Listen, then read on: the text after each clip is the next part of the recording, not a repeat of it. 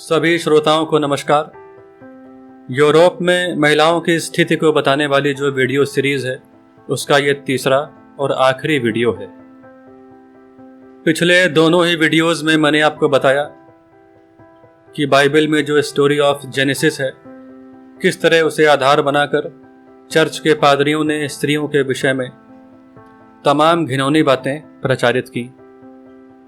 आप हैरान होंगे ये जानकर कि उनके द्वारा महिलाओं के विषय में जो भी पढ़ाया जाता था, जो भी बताया जाता था, वो इतना घिनौना है कि फिलहाल वो यूरोप में बैन है। मैं वो सब कुछ आपको बता भी नहीं सकता, लेकिन अगर आप में जिज्ञासा है तो मैंने बहुत सारी पुस्तकें आपको दिखाई हैं, आप उन्हें खरीद कर पढ़ सकते हैं। ये सभी पुस्तकें बड़ी आसानी से अमेज़न, फ्लिपकार्ट आदि पर अवेलेबल हैं। इन सब में सबसे अच्छी पुस्तक ये है क्योंकि भारत और यूरोप के विषय में गहरी समझ रखने वाले लेखकों ने ही इसकी रचना की है। विश्वविद्यालय प्रकाशन की वेबसाइट पर जाकर आप इस पुस्तक को ऑर्डर कर सकते हैं। तो मैं आपको पहले ही बता चुका हूं कि स्त्रियों के विषय में चर्च के पादरियों का स्पष्ट मत था। वे कहते थे कि स्त्रियां गॉड की शत्रु हैं, शैतान की एजेंट हैं, इन्हें मारो, पीटो, दबाओ, ये बहुत आवश्यक है। उनमें सोचने, समझने, निर्णय लेने की क्षमता भी नहीं होती। वो बनी हैं तो सिर्फ पुरुष की, अपने हस्बैंड की सेवा करने के लिए, घर संभालने के लिए। उसके अलावा कोई भी काम उनके वश का नहीं है। राजनीति, व्यापार, शासन, प्रशासन, युद्ध, नेतृत्व, ये सब उनके वश का नहीं है। यहाँ पर स्त्रियों के विषय में प्रचारित कुछ और बातों को जान लेना भी आवश्यक है। कैरेन आर्मस्ट्रॉन्ग अपनी पुस्तक में बताती हैं कि चर्च के पादरियों का स्त्रियों के जन्म को लेकर क्या कहना था। ये सुनकर आपको हंसी भी आएगी और क्रोध भी। बहुत ध्यान से सुनिए। उनका कहना था कि ये जो पुरुष का वीर्य होता है, इससे तो पुरुष ही जन्म लेते हैं, तो स्त्रियां कैसे जन्म लेती हैं? यदि उस वीर्य में कोई खराबी आ जाए, कोई डिफेक्ट आ जाए, कोई रोग हो जाए, तो ऐसे में स्त्रियों का जन्म होता है। यानी स्त्रियों का जन्म डिफेक्ट या रोग के कारण गलती से होता है। इसे वो आगे इलेबोरेट करते हुए कहते हैं कि स्त्री के गर्भ में जो जीव पल रहा होता है, यदि वो पूर्ण विकसित हो गया तब तो पुरुष के रूप में, लड़के के रूप में उसका जन्म होता है। लेकिन अगर किसी कारण उसमें कुछ रोग आ गया, उसके कुछ अंग विकसित ना हो सके और पहले ही जन्म हो गया उसका, तो वह लड़की बन के जन्म लेता है। और इसीलिए यूरोप में कहा जाता था कि every woman is a failed man. यानी जितनी भी जो वुमन है वो मैन यानी पुरुष बनते बनते रह गई। कुछ रोग आ गया, कुछ डिफेक्ट आ गया, तो अर्ध विकसित अवस्था में ही वो पैदा हो गई। यदि वो रोग ना होता तो वो बेचारी भी पुरुष बन जाती। तो ऐसी ही इलॉजिकल बातों का प्रचार चर्च ने वहां पर किया और यूरोप की महिलाओं ने भी मान लिया कि यही उनका सत्य है। और ऐसी ही मान्यताओं के कारण यूरोप में जानवरों की कीमत स्त्रियों से ज्यादा थी। ये जो सेंटेंस मैंने आपको बताया, ये कोई जुमला नहीं है। मैं अभी कुछ उदाहरणों के द्वारा आपको बताऊंगा कि कैसे यूरोप में महिलाओं की कीमत जानवरों से भी कम थी। आपको मैंने इस सीरीज के दूसरे वीडियो में यानी पार्ट 2 में बताया है कि यूरोप में वाइफ्स की हालत कितनी खराब थी। मटिल्डा जोसेलिन ने अपनी पुस्तक में वाइफ को पूरा एक चैप्टर डेडिकेट किया है, जिसमें विस्तार से यूरोप में वाइफ की बदतर हालत का वो विवरण देती हैं। वो बताती हैं कि अगर किसी पुरुष का अपनी वाइफ से मन भर जाता था या किसी बात को लेकर झगड़ा हो जाता था, तो अक्सर वो हस्बैंड अपनी वाइफ को नदी, नाले या तालाब में धक्का दे दिया करता था। और आप हैरान होंगे जानकर कि डूबती हुई उस महिला को कोई भी बचाने नहीं आता था। आने जाने वाले लोग सिर्फ तमाशा देखते थे। हाँ, अगर कोई भेड़, बकरी या घोड़ा नदी नाले में फंस गया होता तो उसे बचाने का पूरा प्रयास किया जाता, क्योंकि उसकी कीमत ज्यादा है। पति की नजर में बेकार हो चुकी एक वाइफ की कोई कीमत नहीं। आसपास गुजरने वाले लोग जब भीड़ भाड़ देखकर पूछते थे कि क्या हुआ, तो जवाब आता था, nothing, just a woman drowning. Nothing just a women drowning. इसका मतलब कुछ नहीं, बड़ी बात नहीं है, एक महिला डूब रही है। ये जो फ्रेज है nothing just a women drowning, England में बाद में मुहावरे की तरह प्रयोग होने लगा ऐसी सिचुएशंस को दिखाने के लिए जिसका खास महत्व ना हो। फॉर एग्जाम्पल, यदि आपको छोटी सी चोट लग गई, खरोंच आई, और किसी ने आपसे पूछा कि क्या हुआ, तो आप कहेंगे nothing just a women drowning, यानी कोई बड़ी बात नहीं है, छोटी सी खरोंच है। हालांकि अब यह मुहावरा सिर्फ इतिहास की किताबों में ही मिलता है। स्त्रियों के विरोध के चलते इसका प्रयोग बंद कर दिया गया।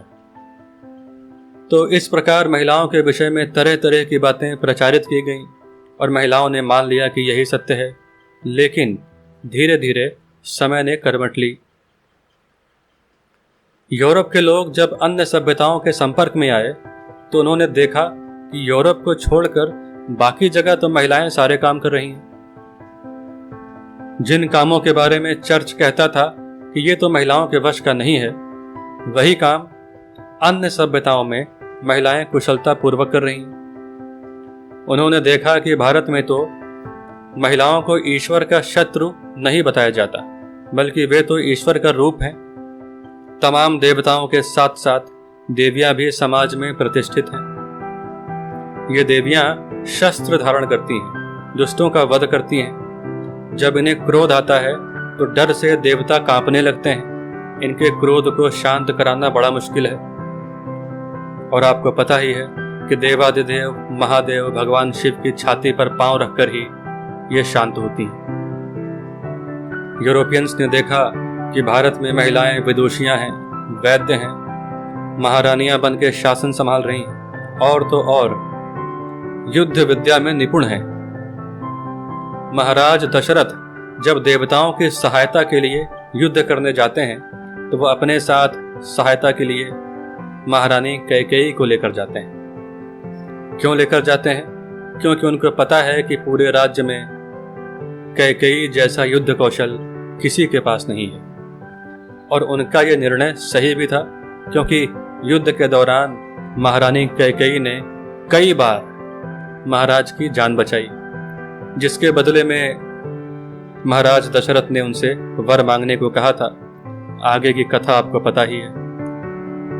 तो जब महिलाओं के विषय में ऐसी खबरें यूरोप पहुंची तो वहां के लोगों को लगा कि चर्च के पादरियों ने महिलाओं के विषय में गलत प्रचार किया है। धीरे धीरे वहां की महिलाओं के मन में चर्च के चंगुल से आजाद होने की जो इच्छा थी वो मजबूत होती गई। तो अब महिलाओं ने चर्च के विरुद्ध संगठित प्रयास शुरू किया। सन 1886 में महिलाओं ने मिलकर व्हाइट क्रॉस सोसाइटी बनाई, जो महिलाओं के पक्ष का प्रचार करती थी। आज पूरे विश्व में इस संस्था की शाखाएं हैं। स्त्रियों ने बार बार ये मांग की कि महिलाओं को बैप्टाइज करने का जो काम है वो महिलाओं को ही मिले, क्योंकि इस दौरान बिना कपड़ों के या बहुत ही कम कपड़ों में महिला को पानी में खड़े रहना पड़ता था और एक पुरुष पादरी उसे टच करता था। लेकिन महिलाओं की इस मांग को तो चर्च ने आज तक स्वीकार नहीं की। महिलाओं के लिए एक बड़ी समस्या ये थी कि उन्हें मनुष्य या ह्यूमन या पर्सन नहीं माना जाता था। इसका नुकसान ये था कि वो किसी भी तरह की ह्यूमन राइट्स के लिए अप्लाई क्लेम नहीं कर सकती थी, क्योंकि सारे ही राइट्स तो ह्यूमंस के लिए थे, महिलाओं के लिए नहीं। तो इससे जुड़ा एक वाकया मटिल्डा जोसेलिन अपनी पुस्तक में बताती हैं, वो मैं आपसे शेयर करता हूं। साल था 1854 और जगह थी यूएसए का फिलाडेल्फिया। वहां पर महिलाओं की बहुत बड़ी मीटिंग चल रही थी। वुमेन राइट्स कन्वेंशन चल रहा था। बड़ी बड़ी बातें की जा रही थी कि महिलाओं को ऐसा अधिकार मिलना चाहिए, महिलाओं को वो अधिकार मिलना चाहिए। लेकिन ऐसे में एक श्रोता खड़े हुए और उन्होंने एक बहुत ही लॉजिकल बात कही। उन्होंने कहा कि ह्यूमन राइट्स की बात करने से पहले महिलाएं खुद को ह्यूमन साबित तो करें, क्योंकि चर्च की मान्यता है कि महिलाएं मनुष्य नहीं होती, उनमें आत्मा नहीं होती। तो इसलिए महिलाओं ने स्वयं को मनुष्य कहलवाने के लिए बार बार कोर्ट में केसेस दायर किए, लेकिन बार बार उन्हें हार का सामना करना पड़ा। और आपको हैरानी होगी जानकर कि जजेस के अनुसार महिलाओं की ये जो मांग थी ये हास्यास्पद थी, यानी महिलाएं स्वयं को मनुष्य कहें, ये यूरोप के जजेस के अनुसार एक हास्यास्पद मांग थी। तो ऐसे केस जिसमें महिला अपने आप को मनुष्य कहलवाने की अपील करती है, कोर्ट में केस करती है, ऐसे केस को पर्सन्स केस कहा गया। यूरोप और अमेरिका का इतिहास ऐसे पर्सन्स केसेस से भरा हुआ है। उनमें से कुछ का उल्लेख मैं यहाँ करूंगा। 1869 का मैनचेस्टर वोटर्स केस काफी फेमस हुआ, जिसमें यह कहा गया कि चूंकि महिलाएं मनुष्य नहीं हैं, उन्हें वोट डालने का अधिकार नहीं है।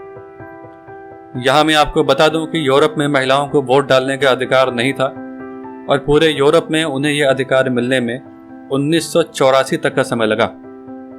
सबसे पहले स्वीडन में 1919 में उन्हें वोटिंग राइट्स मिले।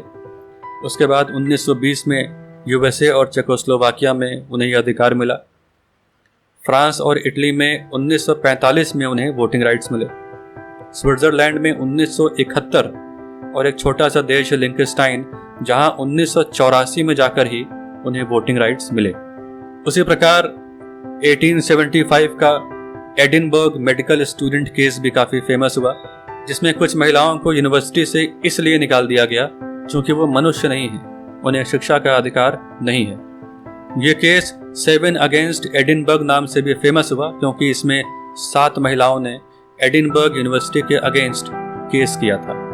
उसी प्रकार 1889 का लंदन काउंटी काउंसिल केस, 1914 का वुमेन सॉलिसिटर्स केस, 1903 का बर्था केव केस, जिसमें बर्था नाम की एक महिला को वकील बनने से इसलिए रोका गया क्योंकि वो महिला है, मनुष्य नहीं है। अंततः सन 1929 में कैनेडियन सेनेटर्स केस नामक केस में ये माना गया कि महिलाएं भी मनुष्य हैं, लेकिन 1929 में पूरे यूरोप में ये नहीं माना गया, ये सिर्फ कनाडा में ही माना गया। लेकिन धीरे धीरे पूरे यूरोप में ये मान लिया गया, समय लगा लेकिन मान लिया गया। तो यहाँ पर ध्यान देने वाली बात यह है कि महिलाओं के आज़ादी के आंदोलन को जो सफलता मिलनी शुरू हुई वो 20वीं शताब्दी में जाकर मिलनी शुरू हुई। इसका कारण क्या है? इसके लिए यूरोप में घटी एक घटना जिम्मेदार है, जो वैसे तो यूरोप के लिए बहुत विनाशकारी थी, लेकिन वहाँ की महिलाओं के लिए वो वरदान साबित हुई। इंग्लैंड के प्रसिद्ध इतिहासकार जॉन ओ फरेल ने अपनी पुस्तक में इस विषय में जो लिखा है उसे मैं वैसे का वैसा पढ़ देता हूँ। वो लिखते हैं, for many women the first world war was the most wonderful fulfilling thing that ever happened to them. इसे रफली ट्रांसलेट करें तो इसका मतलब है कि बहुत सी महिलाओं के लिए जो फर्स्ट वर्ल्ड वॉर था वो कैसा था? वंडरफुल था, मोस्ट वंडरफुल था और फुलफिलिंग था। आइए समझते हैं कि जॉन ऐसा क्यों लिखते हैं। दरअसल वॉर के दौरान ज़्यादातर पुरुष तो बॉर्डर पर लड़ने चले गए, भारी संख्या में वे मारे भी गए, तो यूरोप के शहर पुरुषों से खाली होने लगे। ऐसे में दुकान पर कौन बैठे, बसें कौन चलाए, और सबसे बड़ी बात वॉर इंडस्ट्री कैसे चले, यानी हथियार, गोला बारूद और अन्य सैन्य सामान बनाने की जो फैक्ट्री है वहाँ पर कौन काम करे। तो ऐसे में यूरोपियन समाज ने मजबूरी में ही सही महिलाओं को घर से बाहर निकलकर नौकरी करने का मौका दिया। ये आपदा में अवसर के समान था। इससे महिलाओं के कॉन्फिडेंस में जबरदस्त वृद्धि हुई और समाज पर उनकी पकड़ मजबूत हुई। और सबसे बड़ी बात कि पहली बार स्त्री और पुरुषों ने देखा कि चर्च महिलाओं के विषय में जो भी प्रचारित करता रहा है वो तो झूठ है, चूंकि सारे ही काम महिलाएं कुशलतापूर्वक करने लगी। युद्ध के दौरान शहरी गतिविधियों को महिलाओं ने चलाए रखा। तो इस तरह महिला संगठनों को मजबूती मिली और धीरे धीरे उनकी मांगें, उनकी डिमांड्स पूरी होने लगी। तो इस प्रकार धीरे धीरे महिलाओं की स्थिति में सुधार आना शुरू हुआ। उनके समर्थन में कई कानून बने, लेकिन चर्च ने यूरोप के लोगों के दिमाग में महिलाओं के विरुद्ध जो जहर बोया था वो इतनी आसानी से जाने वाला नहीं था। कानून तो बन जाते हैं, लेकिन मानसिकता में परिवर्तन आने में समय लगता है। यही कारण है कि यूरोप और अमेरिका में 1970-80 के दशक तक वाइफ बीटिंग यानी हस्बैंड द्वारा वाइफ की पिटाई बहुत कॉमन थी। अब ये बात मैं आपको कुछ प्रमाणों के साथ दिखाता हूँ। 70-80 के दशक में वहाँ की कंपनियां जो प्रचार बनाती थीं, उसमें महिलाओं को नीचे दिखाना एक आम बात थी। आइए कुछ प्रचारों को देखकर ही इस बात को समझने का प्रयास करते हैं। ये एक पुस्तक का ऐड है जिसका शीर्षक है Why You Should Beat Your Wife, यानी वाइफ को क्यों पीटना चाहिए, ये क्यों आवश्यक है, इसी विषय पर यह पुस्तक है। ये अगला ऐड आप देख सकते हैं, एक फन सेंटर का ऐड है। इसमें लिखा है कि थोड़ा मज़ा लीजिए, आज रात अपनी वाइफ की पिटाई कीजिए और फिर हमारे फन सेंटर आकर शराब और अच्छे खाने के साथ सेलिब्रेट कीजिए। तो इस ऐड की माने तो वाइफ को पीटना एक फन एक्टिविटी है। उसी प्रकार ये एक कॉफ़ी बेचने वाली कंपनी का प्रचार है जिसमें वाइफ को सावधान किया जा रहा है कि अगर उसके हस्बैंड को पता चला कि आप कॉफ़ी की क्वालिटी के साथ कॉम्प्रोमाइज़ कर रही हैं, यानी हमारी कंपनी की कॉफ़ी उसे नहीं पिला रही हैं, तो वो आपकी बहुत पिटाई करेगा। इसलिए आवश्यक है कि हमारी कंपनी की कॉफ़ी ही अपने हस्बैंड को पिलाएं। अब ये एक जूते का ऐड है जिसमें लिखा हुआ है, आप पढ़ सकते हैं, keep her where she belongs, यानी उसे, स्त्री को वहाँ रखो जहाँ उसकी जगह है। जूते के पास, पैरों तले, वही उसकी जगह है। ऐड तो जूते का है, लेकिन किसी स्त्री को नीचे दिखाना आवश्यक है। ऐसे एड्स की लिस्ट बहुत लंबी है जिसमें स्त्रियों को नीचे दिखाया गया और उन्हें गलत ढंग से पोर्ट्रे किया गया। अब इन तीनों वीडियोस में जो भी तथ्य मैंने आपको बताए, उनके प्रकाश में कुछ बातों को समझ लेना आवश्यक है, या कहें कि उनके प्रकाश में ही इन बातों को समझ पाना संभव है। अब यूरोप के समाज के बारे में काफ़ी जानकारी आपको हो गई, और ऐसे ही समाज को पैट्रियार्कल सोसाइटी या पितृसत्तात्मक समाज कहा जाता है, जहां पुरुषों को ही सारे अधिकार प्राप्त हों, पिता को छूट हो कि वो जब चाहे अपने बच्चों को किसी को बेच दे, हस्बैंड को छूट हो कि वो जब चाहे अपनी वाइफ की पिटाई कर सके, जितना चाहे जब चाहे उसे पनिश कर सके। यही एक मेल डोमिनेटेड सोसाइटी के लक्षण हैं, जहां महिलाओं पर बाकायदा कानून बनाकर जुल्म किए जाएं और उसके विरोध का भी उन्हें अधिकार ना हो। ये बड़े अफसोस की बात है कि हमारे साहित्य, सिनेमा, मीडिया और शिक्षा के द्वारा भारत को लगातार पितृसत्तात्मक समाज कहा जाता है।